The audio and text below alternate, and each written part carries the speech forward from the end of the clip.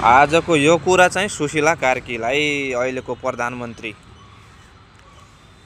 सुशीला कार्की जब आफै राम्रो छैन भने अरूलाई कारबाही गर्न सक्छ त यहीँनिर एउटा दह्रो सुशीला कार्कीको मुखै बन्द गर्ने जवाब छ साथीहरू। उसले पनि विगतमा धेरै काण्डहरू गरेका रहेछन् भन्ने कुरा अहिले बिस्तारै बिस्तारै खुल्दै आइरहेछ। जग्गा हडपेर पनि एउटा टिनको छानो बनाइसकेका रहेछ। अनि हेर्नुहोस् त सुशीला कार्कीकै आसेपासेहरूले ती नाबालिकाहरूको डिम्ब निकालेर बेच्दासम्म पनि उनीहरूलाई कारबाही भएको छैन। अनि केपी ओलीको त बाल पनि निकाल्न सक्दिनन् यिनले। केपी ओलीले यिनलाई उल्टो टाङ्दिन्छ फेरि, किनभने यी गतिली भए पो केपी ओलीको घाँटी समातेर लखेटेर भयो नि जेल छिटै कोच्न सक्थिन्। यो मेरी आम्मै, रविलाई न्याय दिनु त कति टाढाको कुरा हो।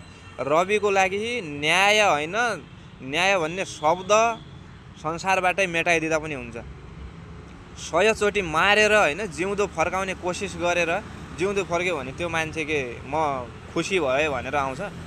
रविको लागि न्याय पाउनु भनेको न्याय मर्नु सरह नै हो। पाए पनि अब रविलाई कुनै मतलब हुँदैन त्यो न्यायको के साथीहरू, त्यति हो। बाहिर आउन पाउँछन् होइन, नत्र त्यो न्याय के न्याय हो भने जुन बेला आश हुन्छ मान्छेलाई, जुन बेला भरोसा हुन्छ त्यो बेलामा न्याय पाए पो, समयमा न्याय पाए पो न्याय पाएको अनुभूति हुन्छ।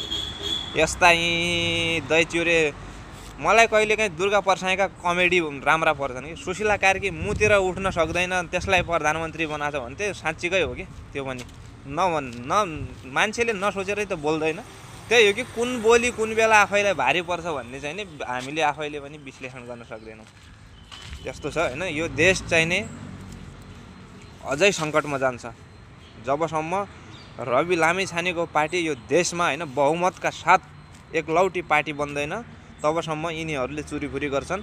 यो महेश बस्ने, सूर्य थापा जस्ता कलङ्कहरूलाई त होइन जेएनजीले समूह बनाएर कुटे पनि हुन्छ क्या साथीहरू, कुनै फरक पर्दैन यस्ता चोरहरूलाई, भ्रष्टहरूलाई।